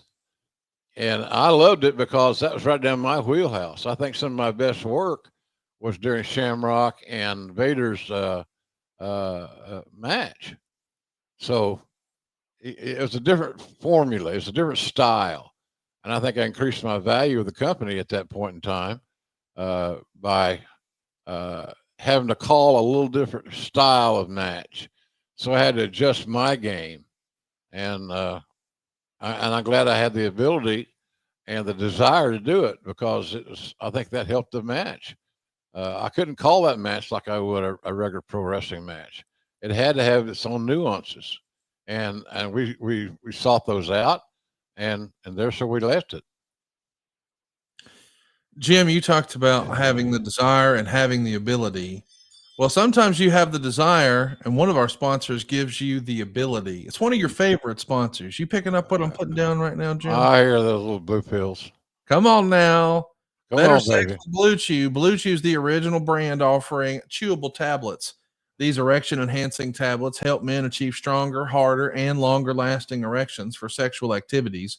BlueChew really is putting its money where its mouth is and offering you a month free. And the process is simple. You just sign up at bluechew.com. You consult with one of their licensed medical providers. And once you're approved, you receive your prescription within days. BlueChew's tablets are made in the USA, prepared and shipped directly to your door. I can't tell you how much we've enjoyed BlueChew on this show, and you need to as well. You can take them anytime, day or night. Plan ahead or be ready whenever an opportunity arises. And the best part is it's all done online. That means no visits to the doctor's office, no awkward conversation, and no waiting in line at the pharmacy. Make your life easier by getting harder and discover your options at bluechew.com. And we've got a special deal for our listeners. Try your first month of Blue Chew free. Visit bluechew.com for more details and important safety information. And we thank Blue Chew for sponsoring today's podcast and JR's Wiener. Yeah. Let's talk about how we're going to start winding down 1997 with Ken Shamrock. He finds himself at the Survivor Series. Yes, this is that Survivor Series in Montreal. It's Ken Shamrock teaming with Ahmed Johnson and the Legion of Doom to wrestle the Nation of Domination. And it's written here, the purpose of this match was to get Shamrock over as one of the top echelon guys. And it seemed that goal was accomplished. Shamrock and LOD got huge pops coming out. I can't figure out exactly why it is, but it's undeniable that there is something about Maivia that makes an excellent heel. This is before he's The Rock all the way, by the way. He is a bad guy, but we're going to see him become a megastar in 98. Anyway, Maivia and Shamrock both did a great job in this match, which started out as kind of weak, but ended up being fairly good. It comes down to Shamrock and Animal versus Maivia and Brown. Eventually, we see Gunn and James come out. Eventually, they'll be known as the New Age Outlaws. They're wearing the LOD spiked shoulder pads that they stole on Raw. Animal's going to jump out to fight with both of them. Gunn throws powder in Animal's eyes and leads to the count out. And now it's Shamrock against both guys. He pins D'Lo with a belly-to-belly after 17 minutes. And we're teasing the finish of Team Canada versus Team USA. And Rocky Maivia immediately hits Shamrock from behind with a chair, but Shamrock kicks out for the pin. He delivers an incredible-looking groin shot for a near fall and a float-over DDT for another fall. Shamrock blocks a second DDT and turns it into a Northern Lights suplex. Then he hits a Frankensteiner and gets the tap out with the ankle lock. And during the commentary, Jim Ross on several occasions was really trying to position Shamrock up to the next level, even hinting that he could be the top star in the promotion at some point. 2 3/4 stars. Yeah, I want to ask you about this, Jim, and this will make sense to you because you and I are both big sports guys. Sometimes in the NFL, if we see a franchise use their first round pick to land a big money contract and a big money star, and maybe they're not really ready for prime time. Think of like the quarterback position. When we have this major investment at quarterback, there becomes pressure on the franchise to see that guy play to quote unquote justify the salary.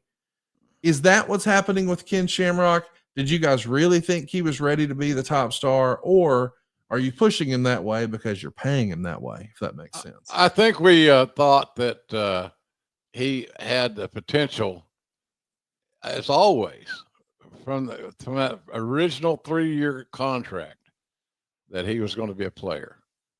How fast he got to the starting lineup, how fast he got to pay-per-view main events, was obviously still to be determined.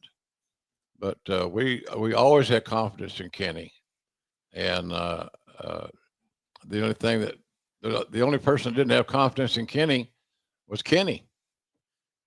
So I loved his upside. I did think he had the potential to be one of the biggest stars we had. It's just, we couldn't get him situated to be a pro wrestler who had little seasonings and spices of a pro wrestler. He still had that in his guts. He still had the desire to go out and make those potential massive paydays in Japan specifically, and that would eventually broaden. But Kenny wanted to be an MMA star. He liked fighting. And so that's kind of where we were. The battle was between Shamrock versus Shamrock, not the WWE office versus Kenny Shamrock. Well, I will say that we didn't really do Ken a lot of favors. I know that he's been positioned strong with the WrestleMania 13 opportunity, brushing shoulders with Austin and Brett. We know he does some really fun stuff with Vader. But after this Survivor Series performance, it's clear that you're trying to get him ready for that main event spot. And we know that Shawn Michaels, who is the new champion, having just defeated Bret Hart, if you want to call it that, in Montreal, but now he needs a new opponent, and his first challenger is going to be Ken Shamrock at Degeneration X in your house.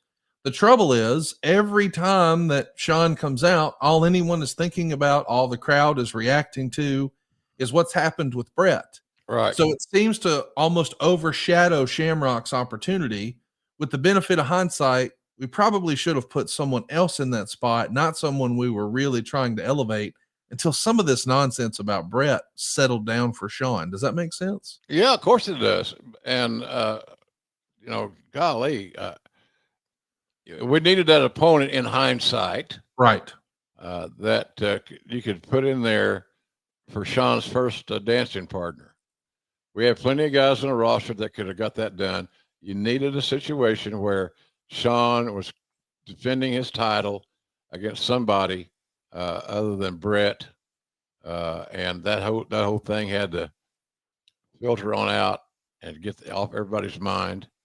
And then you could have gone with Shamrock, and at the same time, that would have given Shamrock the opportunity to get more experienced and develop the confidence that Shawn Michaels had to have in Kenny to make this thing work. And so, it just was a tough sell. We got in too big a hurry on that situation. But in the logistical way of looking at it, it did make sense. But in hindsight, we needed that buffer in there, and we didn't have that buffer at that time. It's interesting because at the same time we're trying to get Ken Shamrock ready to wrestle for the WWF title at the In Your House pay-per-view on December 7th. Well, they're trying to make an offer to have him return to the UFC later that same month. 2 weeks later, they want to do a UFC pay-per-view over in Japan. And the week between, they even want to ask WWE to help promote that on their programming. Hey, see Ken perform at UFC such and such. And the original offer was $100,000. WWF turns it down. They're sort of scrambling for another opponent. And the fellow who had agreed to fight Ken Shamrock says, nope, I'm only fighting Shamrock. That's who I agreed to. So they have to go back to the WWF and double the offer to 200 grand. And I guess some of this is backed by the fellow who runs a blockbuster like chain in Japan. I mean, this is wild that while you're trying to promote a guy, you're getting offers from other promoters. What did Vince think of this opportunity? Well, first of all, he got frustrated because there were too many cooks in the kitchen. Yep. And he liked to be in complete control. And he found himself in this scenario where he was not in complete control. So therefore, he didn't wasn't as cooperative as he would like to have been. But again, it goes back to the same old story. Shamrock was a star. He was over. And everybody that touched him saw exactly what we knew. He was a stud. And he's going to sell tickets and pay-per-views. So, that's kind of where we were on that scenario. That Kenny Shamrock was a star. The Japanese media have made him a bigger star than maybe he arguably actually was. I don't know. But he was a real deal, man. And the legitimate sports world had bought in for him. They believed in him. They didn't have to sell him to the entertainment world, because the entertainment world realized that man, Ken Shamrock, was a badass. He looked like a badass. He had great facial expressions. This is another shot of him. Good job, Dave Silva. So I had great respect for him. Like I said earlier, and it makes all the sense in the world when you stop and think about it. Shamrock is in mid-30s now, and he had an opportunity to make payroll, to make paydays, more specifically, than he ever dreamed he would make. He was uneducated talent who was all of a sudden found himself in a world of big money, and he wanted to make all of it that he could, and that's not a bad thing. But he couldn't be accommodated with all with what he wanted to do. He just couldn't do it. So then that's what eventually ended his demise. He couldn't get that big payday out of his system, and there should have been a better way for us to look at it and solve all the and make all the masters happy. But that wasn't the case. It is interesting to take a look back and see how it all came together. Allegedly, the number that gets WWE to actually pitch Shamrock and WWE agree is $300,000 for a single night. Now, as a reminder, Ken's been a full-time wrestler. He's not been fighting full-time. And because of the schedule that he's got with WWE, he's going to have 1 week of serious fight preparation. But otherwise, he's been traveling with WWE, which is not conducive for most fight training. And he was having trouble maintaining that schedule. Yes. He was having trouble maintaining that schedule. I remember one time booking him in, what's the town that Eddie Guerrero was from in Texas. It things like that. He no-showed, and then he tried to make it a late flight, and Dave Silva tells us it's El Paso, which is true. So, but anyhow, he was starting to oversleep, party, and there was never a party too big for Kenny Shamrock, and he had. And Kenny loved the women. Roll Tide. Good for him. Yeah. So Takada is fresh off a loss. He's 35. He's probably not too worried about Ken Shamrock because, well, Ken's been a wrestler and he hasn't been really training. He does a 30-second squash match in Providence, Rhode Island, right before the pay-per-view. He does follow up with an incredible performance against Ken Shamrock. It's in your house, Degeneration X. They go 18 minutes and 29 seconds. I thought this match was really well done, especially for you seeing how green he was in the story of his wrestling career. They're going to draw blood here, and we get 3 stars. This is a fun match, even if it is a DQ. But then, as crazy as this is, from there, wrestling a main event on a WWE pay-per-view, he flies to Dallas to begin intense training for a week or so, and then flies to Japan to go make this fight happen. The proposed fight, which was supposed to happen on December 21st, fell apart. And it's written in the Observer. Shamrock and the World Wrestling Federation agreed to terms with Shamrock and signed on December 4th. So 3 days prior to the WWF pay-per-view. And Takada, when asked about the match at Kingdom House, said he had no intention of fighting on the UFC show and was suffering from several injuries, and it's impossible to even begin training until next year. But we already had Shamrock signed. I mean, now his opponent is backing out, so Shamrock might have veto power if a substitute is suggested. This is just a freaking mess here. I mean, at this point, is Vince just frustrated with the lack of organization that he's seen in Japan? Lack of control. Okay. For one, for sure, without question. Lack of control. And as I have used this term throughout this broadcast today, too many fucking cooks in the kitchen. That's one of the reasons that Vince liked to have control. He could control all these ancillary stoppages in work. He didn't have to do it. He didn't have to do it in the WWF at all. So when you add all these other elements to it, it really confuses the situation. So and I can understand Vince's apprehensions to doing that. And I suffered the same thing when you're on the phone all day with this deal and that deal, and it's just at some point you got to cut your losses and say, what the hell? And Kenny was just looking for that giant payday. And I can't blame him for having those goals, but it sure was hard to get business done. It's just such an interesting story that a guy works a big pay-per-view main event, thinks he's got a big payday coming, goes and starts intense training in Dallas, and a few days later is told, hey, never mind, but we got these wrestling shots we need you to make. So he does. He gets back on the road with the WWF. It's fascinating to see how this all fell apart, and what an interesting and crazy way to end his first year in pro wrestling.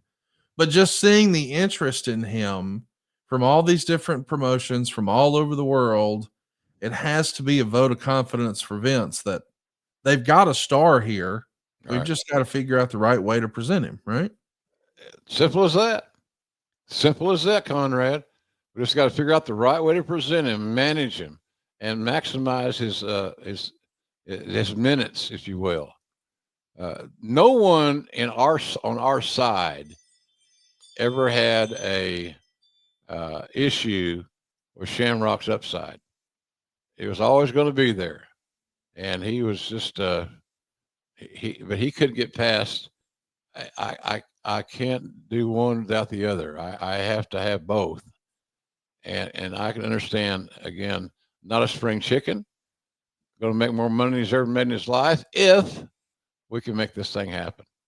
Unfortunately, his love of MMA and his reputation, the fact that he was the most over guy in Japan, as far as all the foreigners are concerned, it just never could quite work out, and it's too bad. Cooler heads could have prevailed, I think.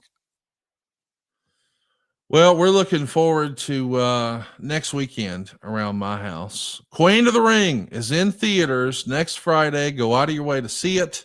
Don't forget to check out JR on his appearance the following day on Saturday. But man, that big pay-per-view, I'm so fired up for the AEW pay-per-view.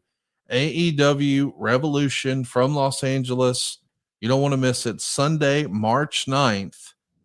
When you think about all the big pay-per-views, and I mean, gosh, now that I think about it, you probably called some JCP out there, a ton of WWF out there, even some New Japan out there, and now a little AEW on the West Coast.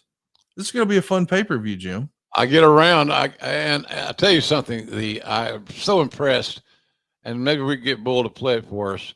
The trailer for Queen of the Ring is just amazing. So we got that, don't we, Bull? Yeah, we do. Let's roll it right now. Let's take a look at Queen of the Ring in theaters next Friday. Let's roll that. Oh, honey. I had a bad dream. Only dreams that we make come true are real. We're gonna wish away all those bad thoughts. 1, 2, 3.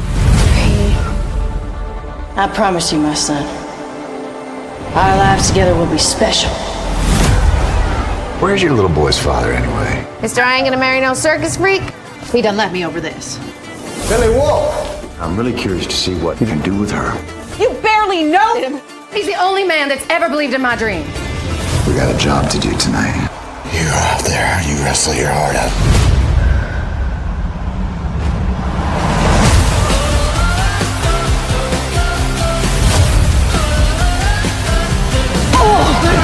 Maybe we can headline arenas. I know that we can. I want to talk to you about putting 2 of my girls on your card. My main event is heavyweights and then main.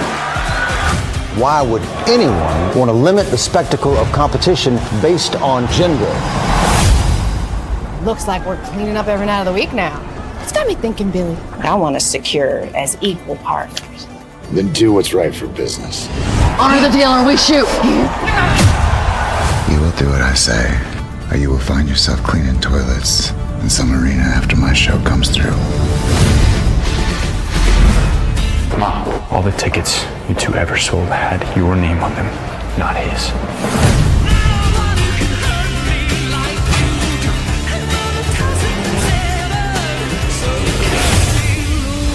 Mr. McMahon. How can I get a guarantee that my ladies can wrestle in the state of New York? Let's show them how we do it in the South.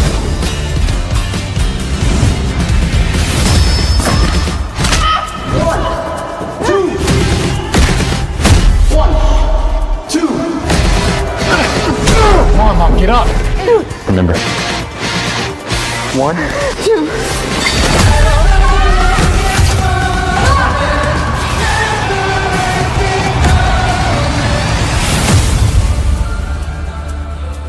I'm actually the highest paid female athlete. In Washington? In history.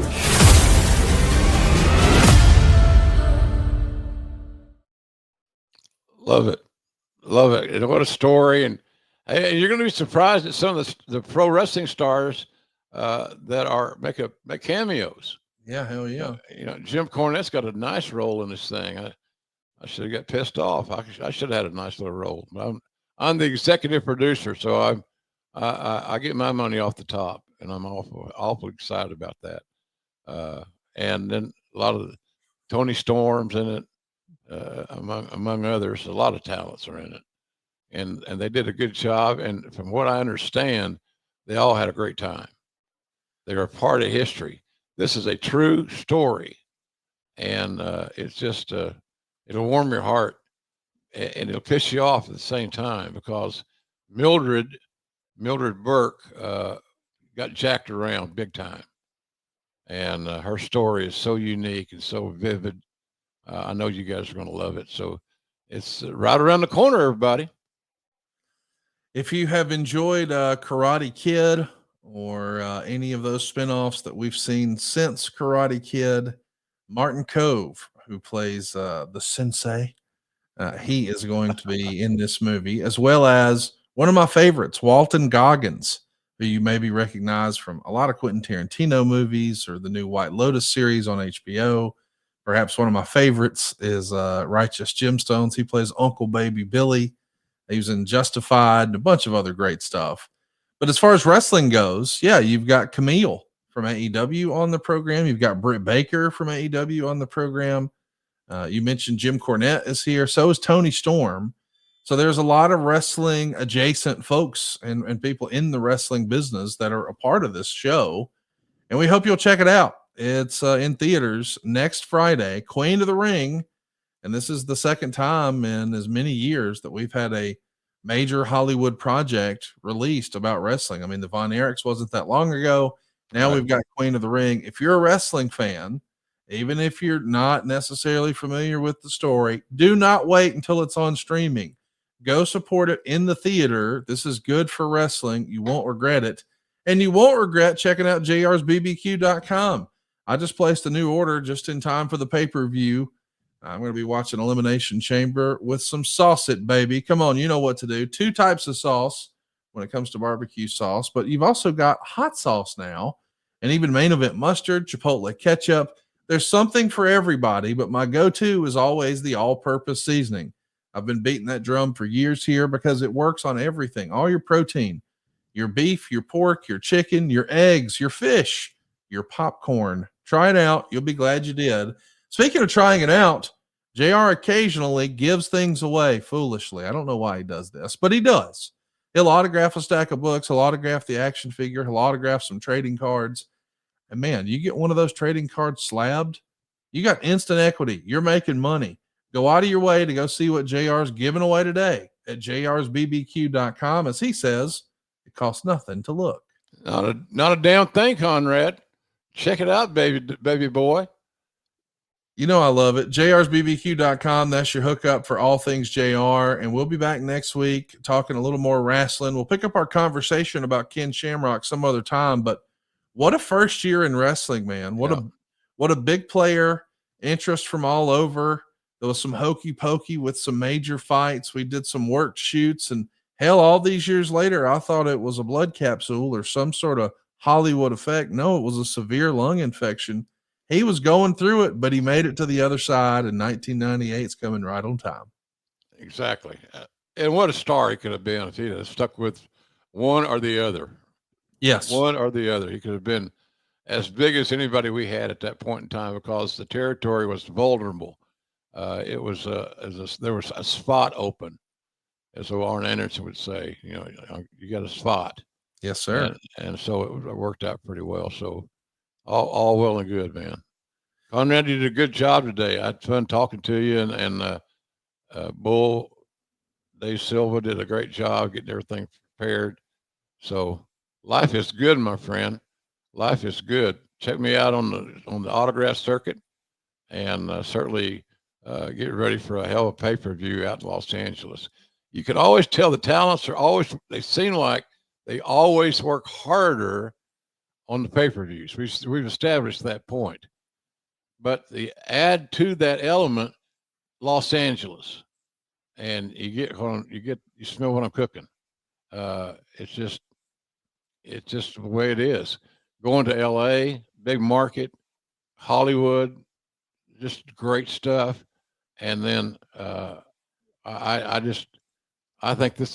the feeling that this is going to be one of the sleeper pay-per-views from any company in the entire year. So check it out. Join me there, and be sure and say hello if you get a chance. AEW always delivers on pay-per-view. Check them out next week. And if you haven't already, plan to join us in person, AEWTIX.com. Go see JR do his thing. And we'll see you just in time next week, every Thursday, right here at GrillingJR.com. Hey, it's Conrad Thompson here to tell you a little more about what AdFreeShows.com is all about. Get early, ad-free access to more than a dozen of your favorite wrestling podcasts every single week, starting at just $9. That's less than 20 cents an episode each month. And yes, you can listen to them all directly through Apple Podcasts or your regular podcast apps. How easy is that? Ad-Free Shows also has thousands of hours worth of bonus content and docuseries like Title Chase, Eric Fires Back, Conversations with Conrad, and The Insiders. Plus new series like The Book with David Crockett, Monday Mailbags with Mike Chioda and Nick Patrick, and a whole lot more. And you want to talk about early? You can't get any earlier than listening to the shows live. you can be a part of the live studio audience as we record the podcast. Plus, ride shotgun alongside your favorite childhood heroes for live watch-alongs, Q&As, and other interactive experiences every single month. Come on now, see for yourself what thousands of other wrestling fans from around the world have discovered, that adfreeshows.com is the best value in wrestling. Check it out today, and hey, when you do, the first week is completely free. adfreeshows.com.